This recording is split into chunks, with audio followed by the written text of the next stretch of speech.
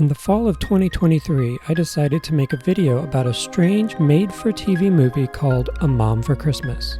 This sent me on a research spiral, and I became progressively more transfixed by the concept of mannequins, objects we see in everyday life and yet pay little to no mind to. These objects are typically used to display clothing, but they've also become synonymous with modern art. One of those art forms just happens to be cinema, inspiring a number of films from the aforementioned Christmas movie, A Touch of Venus, and the Mannequin movies. There is one genre that I purposefully omitted until now, the genre that features these inanimate beings the most and possibly the one that reveals the most about our humanity, horror. But before we discuss these movies, let's take a look back at the 1930s and view how mannequins began to ingratiate themselves into the cultural zeitgeist.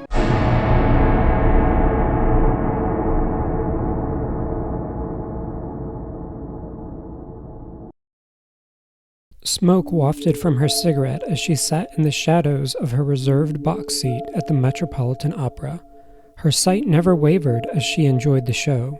Her long, slender body cast a perfect silhouette that any passerby would have admired. Next to her sat an affluent soap tycoon, Lester Gaba. He often took her out on the town to various dinner parties, and tonight, the theater. When the show was done, he aided her to her feet and practically carried her to the exit. The paparazzi surrounded them, snapping photos of Gaba and the blonde bombshell who accompanied him. The freckles on her cheek appeared to give way to a humble blush as the cameras flashed. But don't be mistaken, because her complexion never truly changed. She was often adorned with jewelry gifted to her from the finest designers, Cartier and Tiffany. She would wear Dior gowns and wear custom hats designed by Lily Deshay. This woman was Cynthia, and she was a star.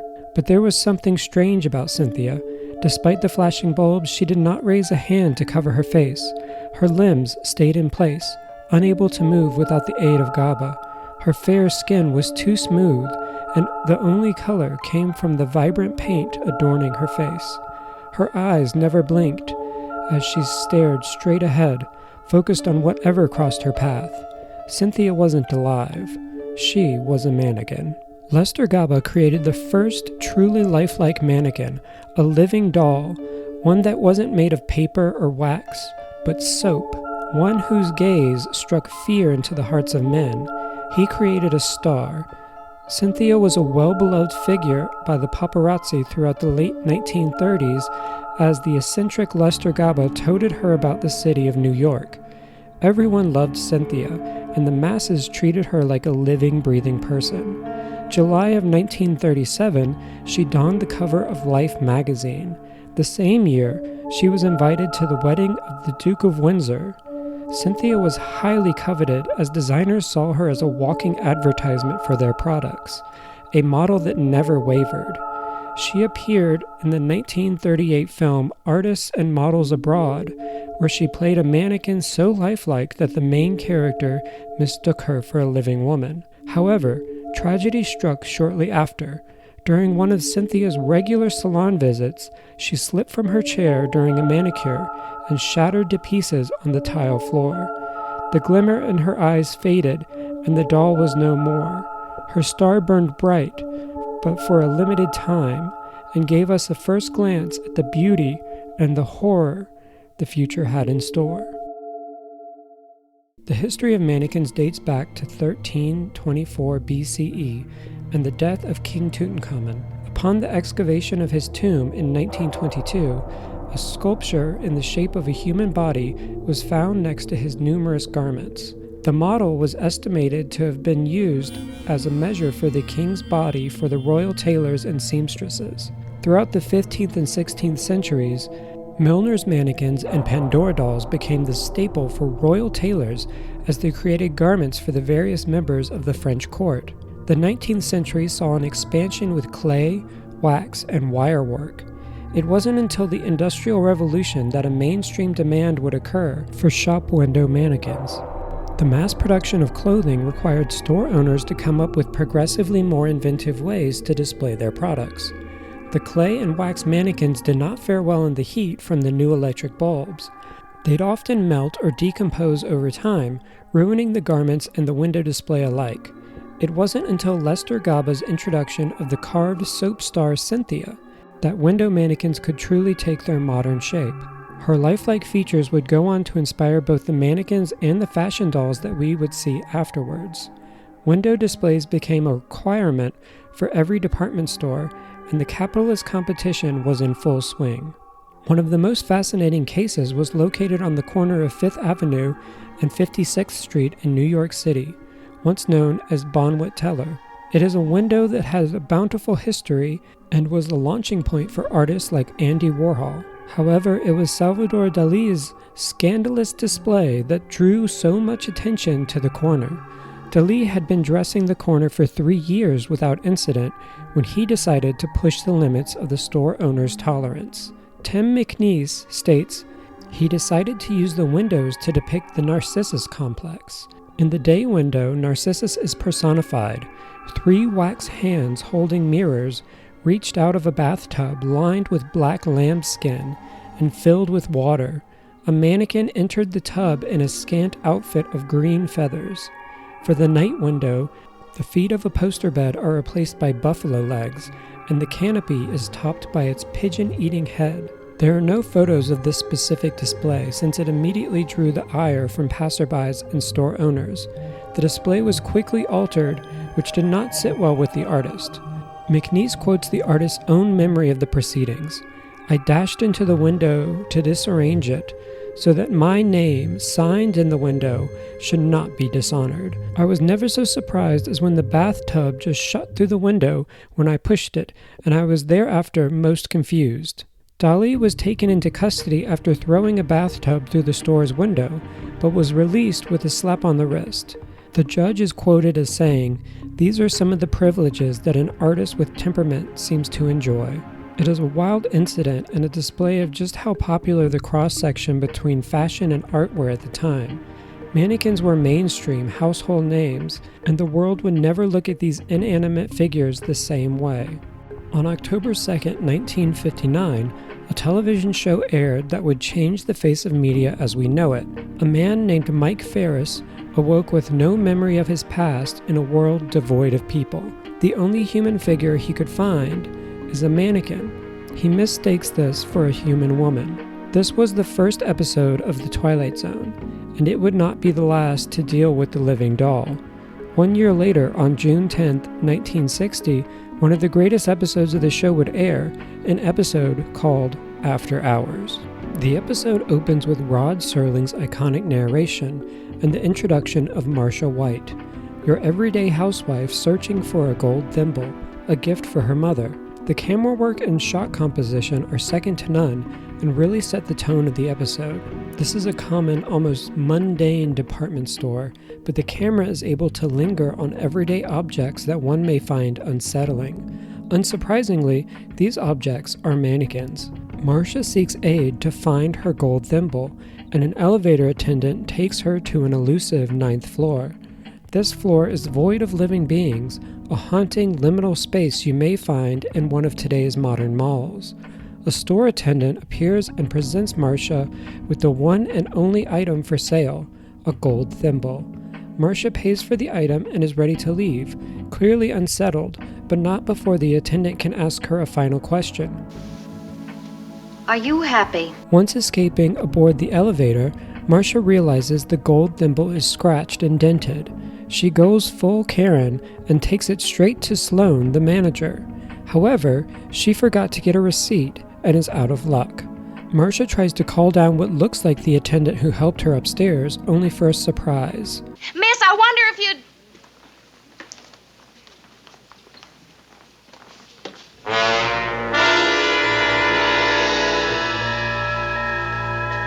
The store closes while Marcia is passed out in the back, and apparently everyone just forgot about her.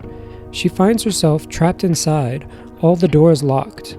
Mannequins sway around her, and she proceeds to become progressively paranoid until the mannequins seem to be chanting at her. Marcia. Marcia. Marcia. Marcia. Marsha. Come on, We know Marsha. Marcia backs into the elevator and is taken back to the 9th floor. A gorgeous panning shot over the room reveals the truth about the mannequins. These creatures seem to have no ill intent, except maybe these really weird ski mask guys right here, and just want to help Marcia remember. Think now. Concentrate. Marcia comes to the realization I'm a mannequin. she left the store for a month and lived with the outsiders.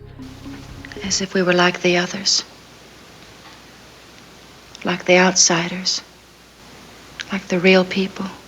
Marcia was living on bought time, gifted to her by her fellow mannequins. They are not seen as humans and are only allowed a small taste of the outside world. Marcia accepts her fate and allows the next mannequin to take her turn outside.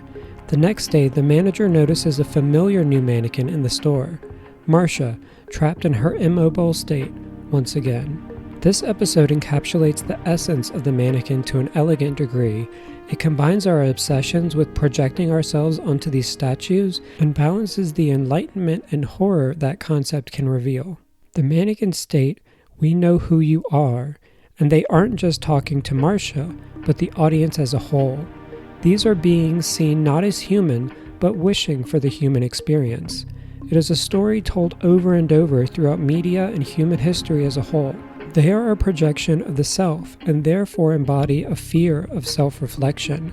The idea that we have created something that is such an excellent facsimile of humanity that we cannot separate ourselves from those we have determined to be others.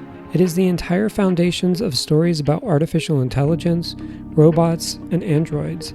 If anything, those are just another extension of the doll, the mannequin, the human replica. Lang's Metropolis, Shiro's Ghost in the Shell, Dick's Do Androids Dream of Electric Sheep, Shiro's Battle Angel Alita, and even Urasawa and Tezuka's Pluto, which just got a pretty amazing adaptation. Please go watch it. These are all works built on this foundation, and each worthy of, and most which have, their own breakdowns. Reflections of the other were only the beginnings of the explorations that this visual medium would take with mannequins.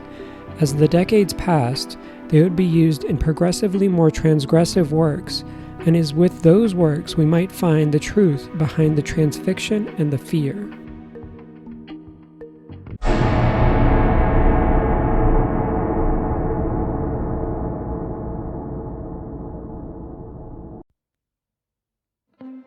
Near the end of his career, Italian filmmaker Mario Bava would direct a movie with almost none of the limitations previously placed on him.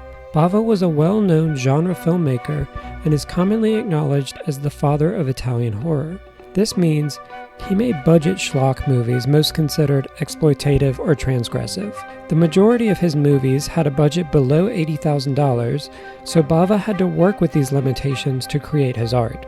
While known for his horror and thriller titles, Bava also worked on numerous genre pictures such as spaghetti westerns, sword and sandal movies, and other budget titles. On these sets, he honed his skills and developed a signature style that would be solidified by his notable works Black Sunday, Blood and Black Lace, and Black Sabbath. His works like Bay of Blood were directly referenced in the American horror boom of the 80s and the Friday the 13th films, but that is merely the most direct influence. His works continue to inspire and polarize audiences to this day. However, I'm not discussing these movies. Today we're looking at an enigma in his catalog, Lisa and the Devil, a movie that was deemed unsellable and unmarketable to a wide audience, shelved, and then cut up and reassembled into a silly exorcism film after the success of 1973's The Exorcist. The original edit of Lisa would not be seen on American shores until decades later with a home media release, but during those decades it would remain a mysterious piece of Bava's film catalog, only seeing exclusive screenings. Starring Elke Summer, known for her role in A Shot in the Dark, and Telly Savalas, most well known as the detective Kojak. A show that aired the same year, Lisa and the Devil tells a strange tale of a foreign woman visiting Spain who gets lost on the streets, ends up in a mysterious mansion, and becomes embroiled in a series of murders. This is a very simple summary of what occurs in the actual movie and greatly diminishes its best qualities. The film is a surreal push and pull as Lisa is thrown into a lavish hellscape, as is the audience. But let's take a slightly more in-depth look to see what all the fuss is about. The movie opens with a gorgeous stop-motion title sequence highlighting the various characters as cards in a game of life and death. We then cut to a tour director describing a fresco of death hauling away the souls of the dead to the underworld. Remember this, because it's probably the whole movie. The titular Lisa is lured away from the tour group by a haunting melody of a mysterious music box and finds the source of the music along with Kojak.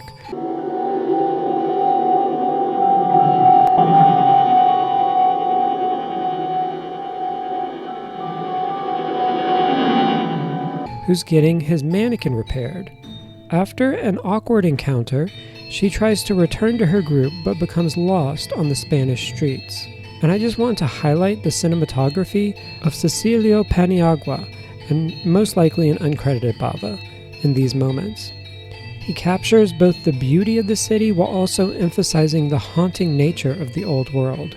It is as if Lisa progressively slips further and further into the past as she wanders the streets, desperate for interaction. Eventually, she encounters the bald man and his dummy again. Did that dummy just turn into a human for a second? He points her in the right direction, and she runs into another man who looks strikingly familiar. This man mistakes her for someone named Elena, and in her panic, Lisa pushes him down the stairs.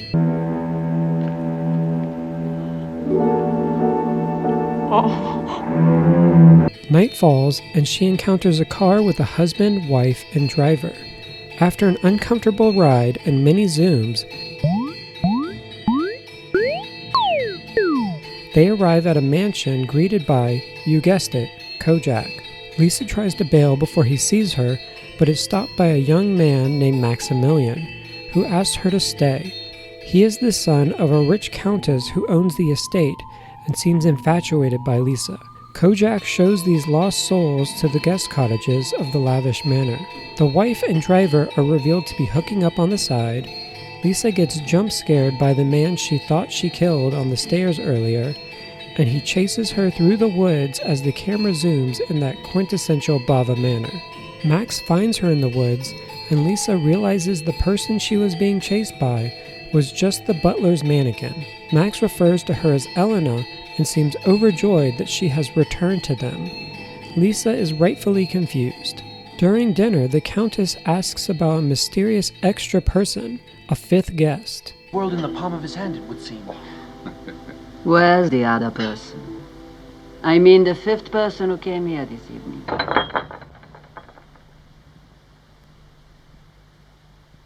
Max takes Cake up to a secret room and talks to a mysterious crying woman about this invisible fifth man who has returned. Max's love is revealed to look just like Lisa.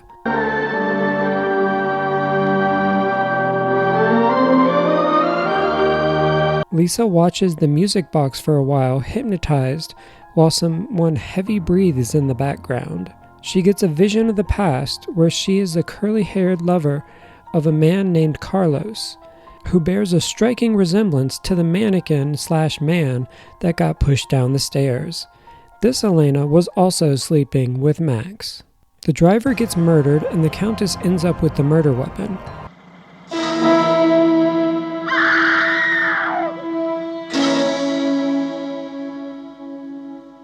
The supposedly dead and/or mannequin Carlos tries to warn Lisa about the butler, but then she immediately spies said butler shoving Carlos in a coffin, breaking his legs to fit inside. The living Carlos chases Lisa to a room of creepy mannequins, where she is knocked out by Carlos. Meanwhile, the wife, who believes her husband murdered the driver, runs him over with the car, again and again. The living Carlos gets his head bashed in by a man in a red robe, and the wife sees the act. She is chased through a progressively deteriorating mansion before she is beat to death by the man, revealed to be Max. Lisa wakes to find the butler repairing a mannequin of Carlos, whose head has been cracked open. He explains that Carlos is the husband of the Countess and died long ago. This mannequin is for the practice funeral. I didn't even know they had practice funerals, especially after the deceased has been dead for a long period of time, so that's a bit strange. Lisa finds the body of the wife and is convinced the Countess is the killer. Max shows her to his hidden room and reveals the corpse of Elena, his previous loved one, who cheated on him with his stepfather Carlos. Max then drugs Lisa and attempts to rape her next to the skeleton of his previous love. However, he is haunted by the laughs of the dead.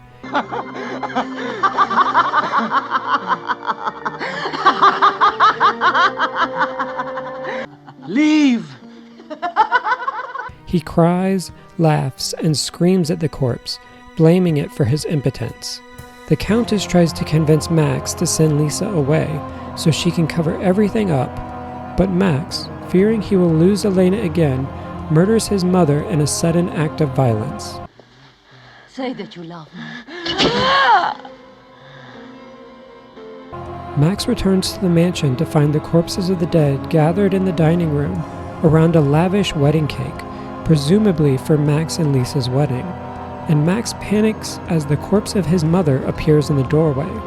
He falls out the window and is impaled on the fence. Lisa wakes up naked and surrounded by nature overtaking the now dilapidated mansion. Max's mannequin is laying in the dirt, covered in vines. She finds her way to town, and the young girls call Lisa a ghost, saying no one has lived in the mansion for over 100 years. She exits the town, and the butler watches as she goes back into the city. He is then presented with a mannequin of Lisa, but says it's too late. Lisa flies off on a plane, passing out from exhaustion. When she awakes, she finds that the plane is vacant except for the corpses from the mansion.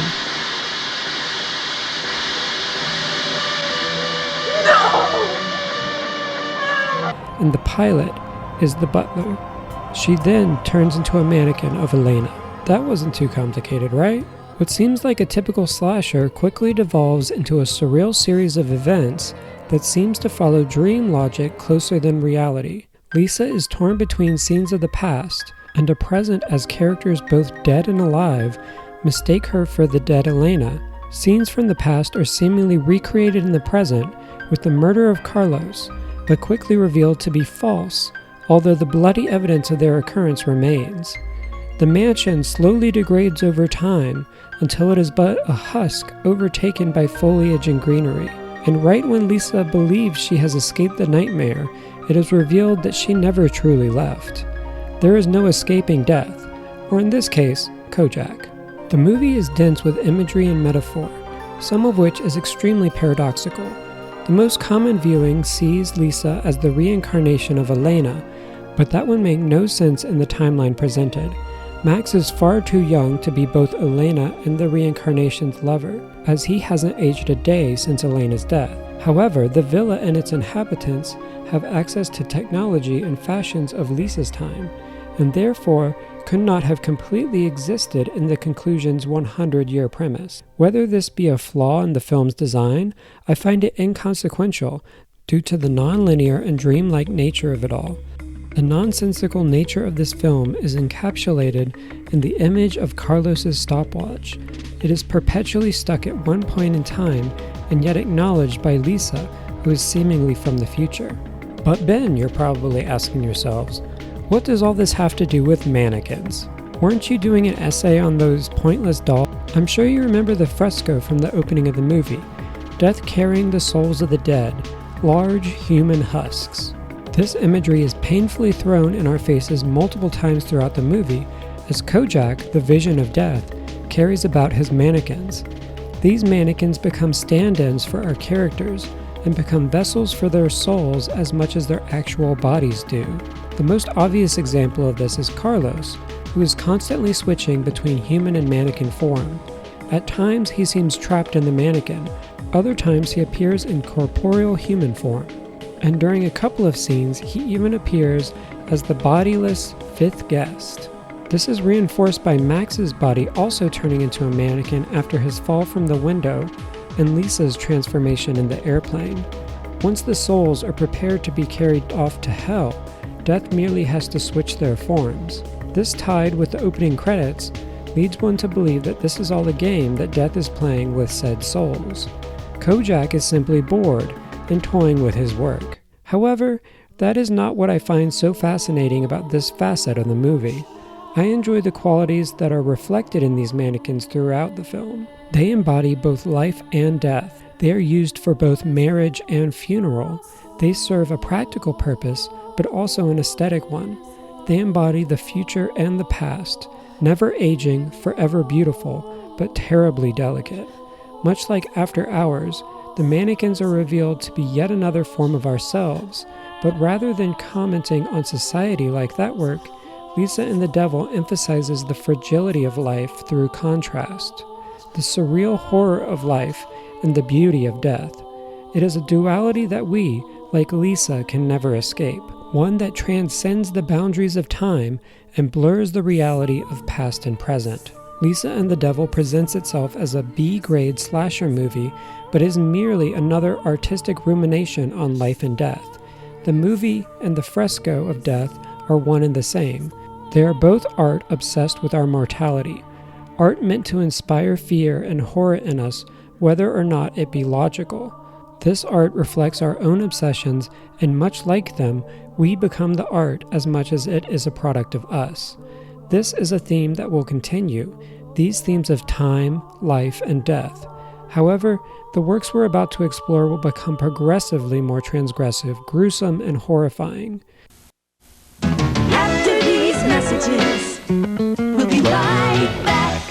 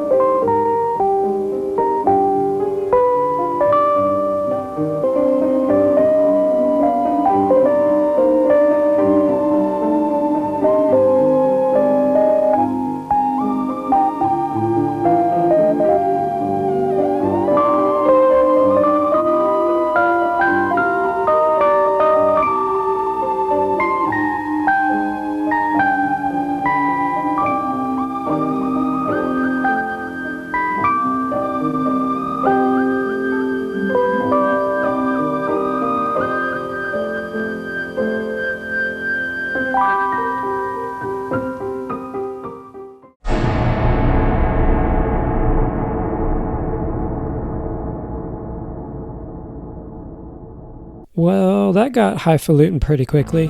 Let's take a U-turn and head back into schlock territory with some 1979 camp horror classic, Tourist Trap. Just take a few seconds and listen to the opening music and tell me we aren't in for a good time.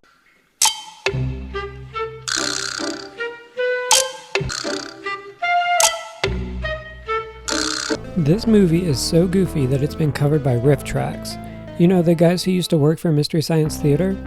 Tourist Trap is the second movie by director David Schmoller, multi-Golden Raspberry Award winner and creator of the infamous Puppet Master series. According to George Hiram's Wax Museum Movies, a complete filmography, Schmoller was inspired by surrealist Jodorowsky and Buñuel, combined with various store displays from JCPenney. Fitting since we're just coming off a surrealist piece. The Jodorowsky part, not the JCPenney thing. It'd be really weird if JCPenney just had surrealist art pieces sitting around. However, this work doesn't exactly aspire to be much more than a campy good time. So what can we glean from this late 70s slasher? Let's take a look at the plot and find out. The movie opens with a guy taking his tire to a nearby gas station to get it repaired. Unfortunately, he encounters a psychic ghost or something that has mannequins jump scare him, pin him to a door, and toss some trash at him, then plunges a pipe into his back. What a lovely opening. His girlfriend is picked up by their friends and they proceed to search for him at a nearby tourist spot, Slauson's Oasis. The girls go skinny dipping and are snuck up on by Slauson himself, shotgun and all. He seems really fond of the puritanical blonde Molly, and shows the group to his nearby museum of creepy dummies in various historical outfits. He says his brother Davy made them all before telling them not to leave the museum, and instructions the girls aren't too interested in following. Our second victim, Eileen, enters the home next door to find it full of mannequins sitting around the house in various poses. She finds a lovely scarf to try on before a man in a mannequin mask busts up in the room, throws some stuff around with his mind, and strangles her with the scarf.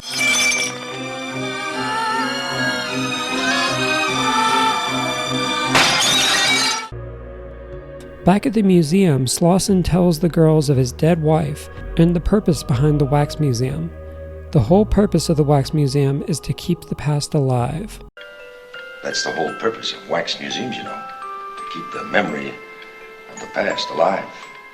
Becky decides to sneak into the house next. She ends up in another room full of singing mannequins and is attacked by Davy. She almost escapes, but a closet full of mannequins fall on her, knocking her out.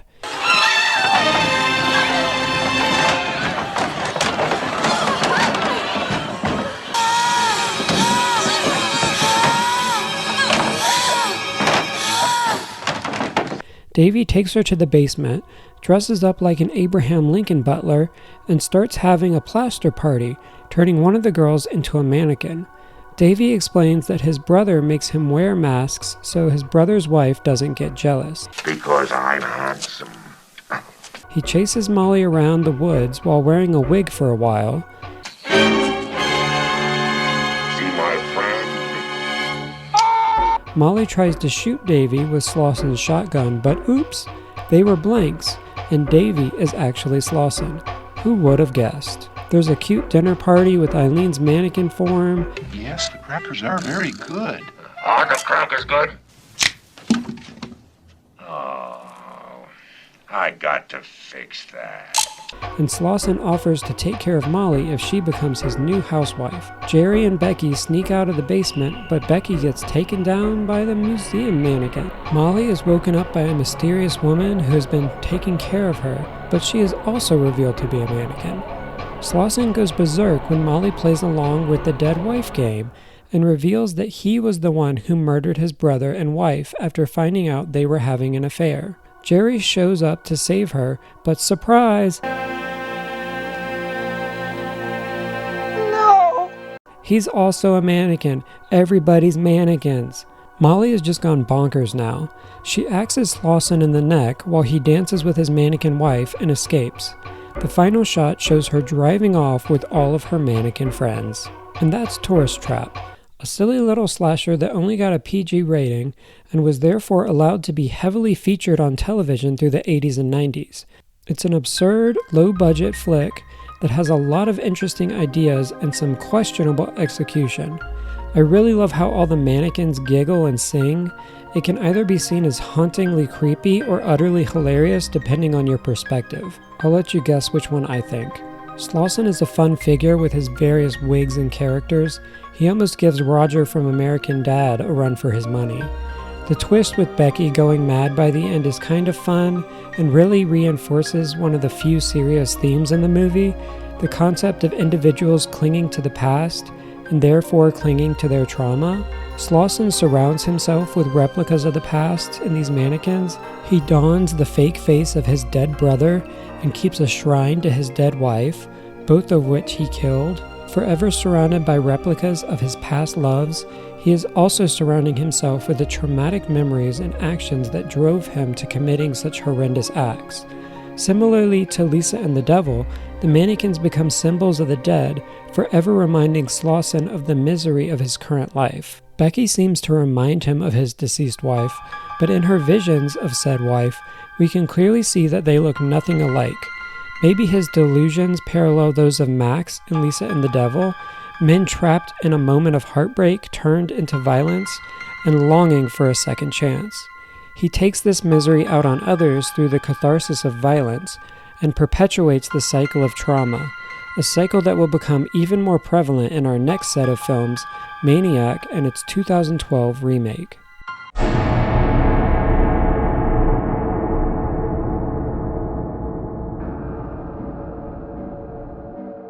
Maniac is a 1980 horror film written and starring Joe Spinell as Frank Zito, a serial killer with a proclivity for scalping his victims. The movie was unique for the time because it did not focus on the victims, but rather the killer and his mental state. Besides Spinell's gut-wrenching performance, the highlight of the movie has to be Todd Savini's wild practical effects, including a notorious scene with a shotgun. The movie opens with Frank's heavy breathing through a first-person perspective as he creeps on two lovers at the beach. He brutally murders them and then wakes up sobbing the next day in bed next to a mannequin covered in blood. This apartment is one of the key components of the film and serves as one of the primary means of insight into Frank's psyche. The room is filled with dolls, mannequins, and children's toys. The walls are adorned with strange pictures, sexual images, and portraits of the Madonna and Babe. His body is scarred, and there is a shrine to his mother adorning the wall. His next victim is a sex worker who changes appearance as he strangles her. Afterwards, he is filled with disgust, vomits, cries, and scalps his victim.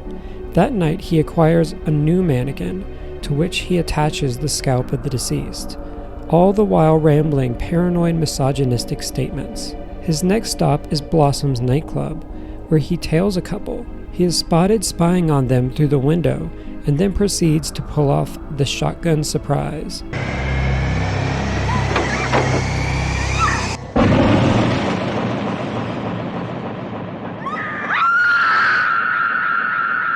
This effect was made by Savini. The crew didn't have filming permits, and he used an actual shotgun to complete it in one take before hiding said gun in the trunk of a nearby car. Next, he targets a photographer named Anna, who he spies on in the park before acquiring her address from her bag. But before he goes after her, he decides to chase a nurse down a subway. Getting very careless. Blood in your hair. Frank shows up to Anna's house, well-dressed and ready to talk photography. Anna is focused on creating photos concerning the female form. They compare their art, and Frank emphasizes how horrible it would be if he had to give up his own art. Listen, do you get to keep them all? Well, I'm hoping to sell them. I wouldn't. I'd keep them forever. They go on one date. He talks about his mom a lot, and then he gets really possessive. A few days later, he shows up to a photo shoot where he follows one of the models home. He sneaks into her house, ties her up, and starts screaming at her like she is his mother. I'm just going to keep you, so you won't go away ever again. He gives serious Oedipus vibes with his lines like, "I never wanted to hurt you, but there were so many men," before stabbing and humping her corpse while crying for his mummy. Back at home, we get some insight into his relationship with his mother as he talks to one of his toys that resembles a young boy. It seems that his mother would lock him in the closet while she had gentleman collars, and if he tried to get out, she would burn him with her cigarettes. Frank goes to a graveyard with Anna before their date. Nothing says romance like having your second date at your mother's grave. He suddenly assaults Anna while screaming, "Rita knew," before she nails him with a shovel and escapes. He hobbles back to his mother's grave as he's haunted by her voice threatening punishment. Her corpse pops out of a grave as he sobs. Upon arriving home, his mannequins come to life as his mother and the various victims from throughout the movie. They each select the weapon he used to kill them with and brutally murder him, tearing off his head. The next morning, the police break into his apartment, finding him dead in bed after seemingly stabbing himself in the gut. We get a quick eye-opening stinger before the credits roll. Released 2 decades after Peeping Tom and Psycho, Maniac represents a visceral reflection of past years of slashers. Given an extremely limited release and outright banned in most countries, Maniac is said to be one of the reasons why the British ban on video nasties was instated. It was a feature that died in theaters but found great success on VHS as a transgressive shock piece, something whispered about in the schoolyard. You think Friday the 13th was scary? Well, you clearly haven't seen Maniac. Even today, 40 years later, Maniac still manages to imbue a sense of disgust and perplexing sympathy for its lead. Frank was clearly abused as a child and has a deep-seated traumatic relationship with his mother that has driven him to committing these heinous acts. Mommy issues aren't exactly a new or particularly interesting trope for horror movies. The overbearing mother trope is about as trite as the evil gay trope, especially since they typically go hand in hand, something the 2012 remake will address. However, the elements that make this movie work are the lead performance, the superb effects, and of course, the mannequins. Frank uses the mannequins in this movie as a crux after the passing of his mother. They are the closest he gets to any kind of human connection, an element rendered all the more upsetting when they're wearing the scalps of the many women who he has murdered. He describes these mannequins as his works of art, as though the trophies of his victims are his primary achievement in life, and by holding onto them, he is able to hold on to the women themselves. His deeply ingrained misogyny stems from a hatred for his mother that abused him, but it delves deeper to a hatred for men able to have sexual encounters as well. His one sensual encounter with a sex worker ends prematurely as he panics during the foreplay and releases his violent self. This disgust of consummation seems to extend for disgust of all living beings, allowing us to understand why the only companions he seems to be able to surround himself with are mannequins. On top of the mannequins, Frank also has a vast number of toys and religious figures on the walls. He has children's toys that he seems to see himself in, and a portrait of the Virgin Mother directly paralleling his mother. He thinks of her as the Mother Mary and himself as her forever babe. This directly clashes with everything we know about what we have heard of his mother, and what we can clearly see of Frank. This clashing view of self and reality directly mimics that of Slauson and Tourist Trap. Both surround themselves of reminders of the past, and by doing so trap themselves in their traumas and delusions. But how do these negative depictions of mental health translate to modern horror cinema? That was my question going into 2012's remake of Maniac, starring the beautiful blue-eyed hobbit, Elijah Wood. The most radical difference between the two versions is that the 2012 remake is primarily in first person, intercut with Elijah's version of Frank mumbling to himself. The feature opens with him scouting out a victim only to whisper, "I know where you live," before the titles and a tour of the city begins. He follows the woman home and scalps her in the hallway. The next target is a girl named Lucy that he finds on a dating app.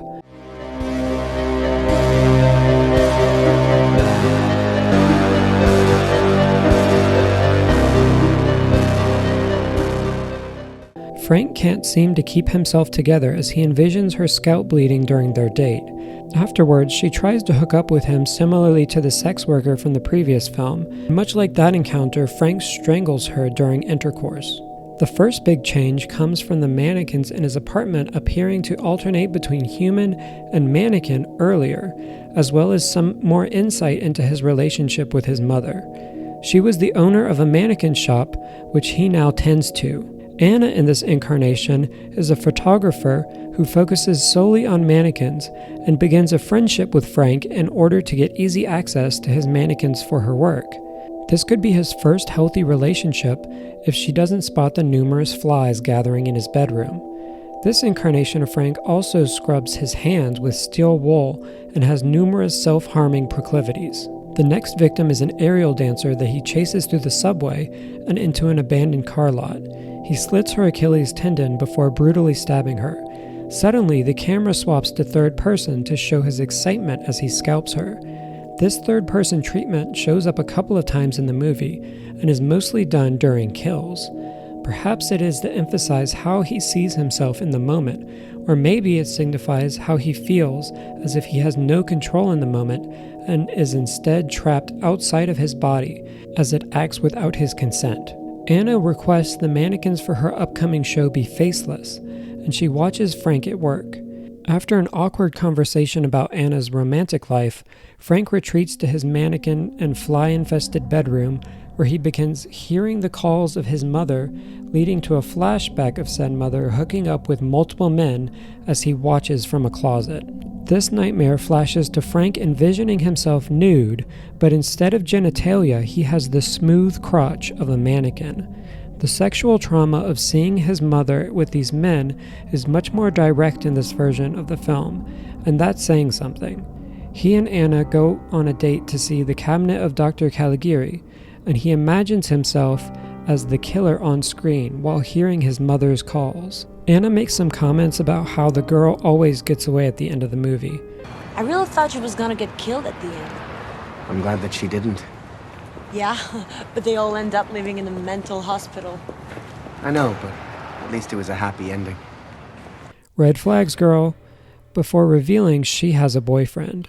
This sends Frank into a spiral where he flashes back to his mom hooking up with a random man in an alleyway. The third-person camera is utilized yet again as he sees himself as a child before cutting to his reflection in a mirror as a fully grown man. Anna has her big exhibit opening where mannequins are serving drinks, posing with photos of themselves, and even having Anna's face projected onto them. These things are almost as horrifying as the projected faces on the Disney Frozen animatronics. Frank follows Anna's boyfriend into the bathroom and watches him pee. The boyfriend mocks him, calling him gay, and asking if he plays with dolls. The first might not be true, but the second definitely is. Anna's agent talks trash about the mannequins, so Frank follows her home and lets out his aggression in a scene that parallels the model kill from the previous iteration. He ties up the agent, treats her like his mother, cries and scalps her. You know the deal by now. Frank talks to Anna the next day about her murdered agent while admiring the mannequin with said agent's scalp on it. He visits her and meets her gay neighbor Martin. He tries to console her with a massage, but it gets really weird and he reveals information about the other victims that wasn't told to the public. Anna immediately figures everything out, stabs him with a knife through the hand, and calls Martin for help. Frank gives Martin a meat cleaver to the face before suffocating Anna with a shower curtain. She wakes up while he's transporting her to a different location and stabs him with a mannequin hand. Anna makes a run for it, gets into a car from a passerby, and crashes said car while trying to force the driver to run down Frank. Anna is crippled by the accident and Frank sobs as he scalps her. Girl, I told you that acknowledgement of the final girl trope would end poorly for you. Back at home, he proposes to a mannequin wearing Anna's scalp. All his mannequins come to life as he bleeds out from his wounds. They taunt him before tearing him apart, ripping out his intestines as Anna watches. We get a third-person shot of the women tearing off his face to reveal a shattered mannequin head.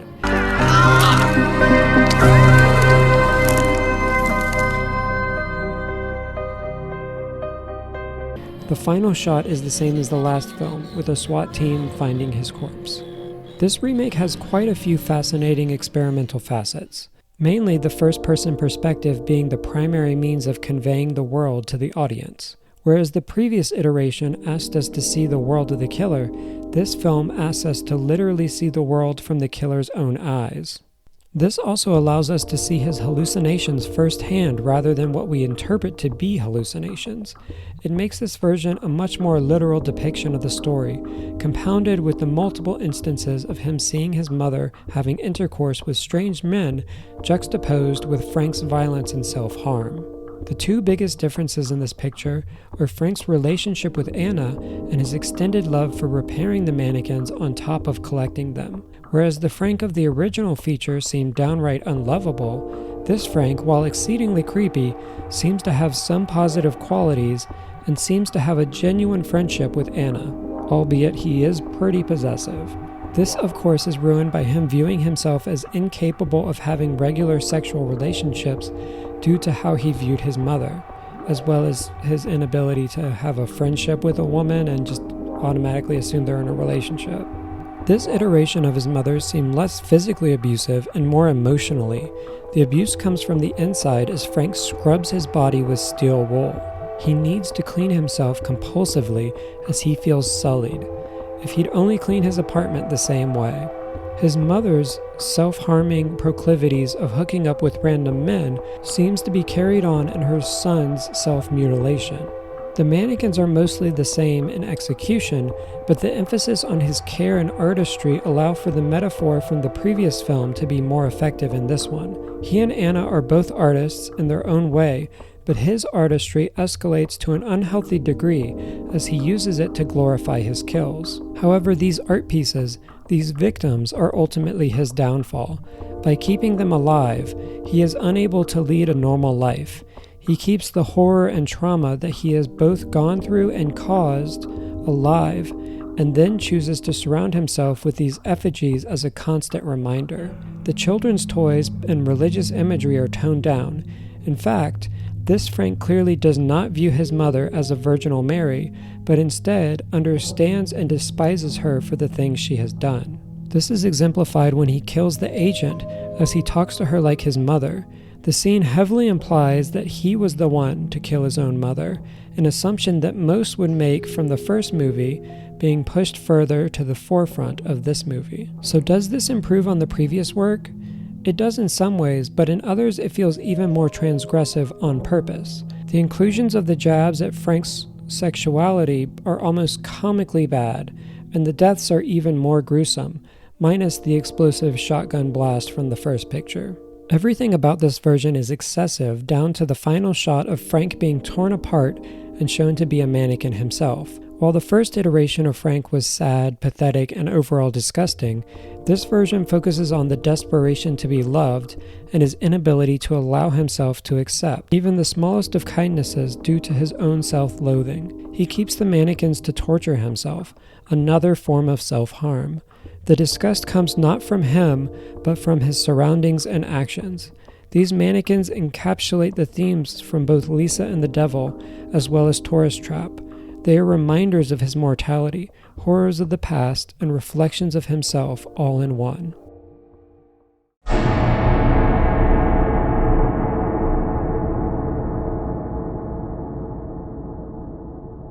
Mannequins and the statues they were derived from were always meant to be a vehicle for the projection of the self, and this is evident in the way these films use them to shock us. Each piece we have looked at has shined a light on one of the many ways in which we harm ourselves, both mentally and physically. Our transfixion with these dolls comes from a transfixion with ourselves, wanting to mold and shape us into something more than we are. They inspire both hope for a future that could be, and also the fear and terror of one that will never be. It is why these stories continue to interest us, and we continually go back to them. What started as a trope made by a man has become its own independent entity, yearning for something more, but fearing that newness nonetheless. And when we retreat or cling to the past, the true horrors begin to arise. It requires us to accept our vulnerabilities in order to progress, something we don't even acknowledge as children, but grow progressively more aware of and more afraid of with each passing year. Yet, as we slowly die, some achieving the dreams they once projected onto these statuesque reflections of ourselves, others even failing to begin, the dolls stay the same, forever trapped in a state without change. It's something we all subconsciously desire, but can never obtain, and should never obtain. We try to capture it in our art. Oftentimes that art must be transgressive, controversial, and horrifying in order to fully convey the depths of the human psyche. Humans are fleeting, flickering creatures, but dolls, mannequins, statues, these are ideas that live forever, and it is this immortality that is truly horrifying.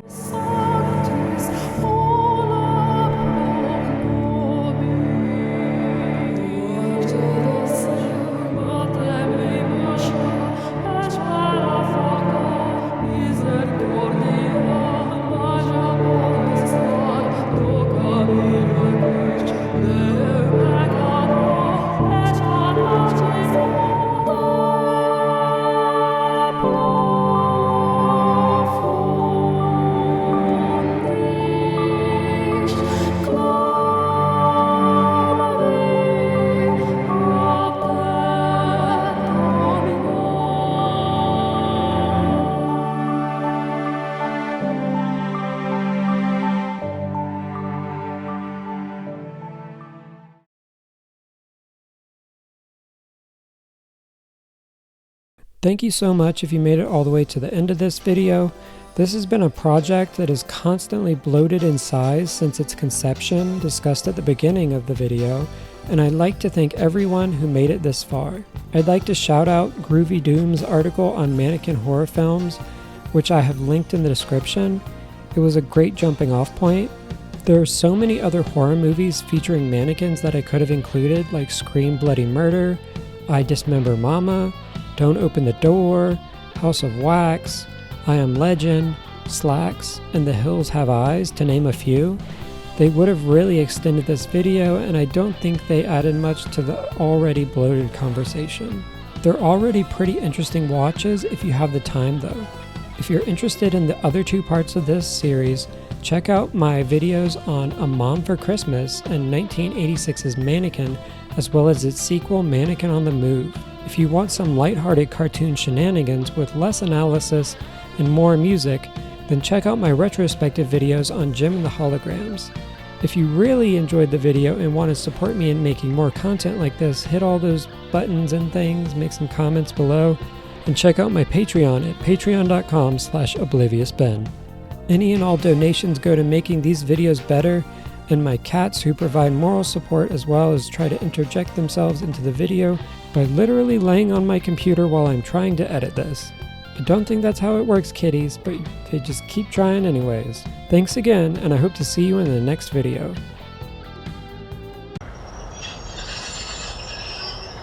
I'll be right back.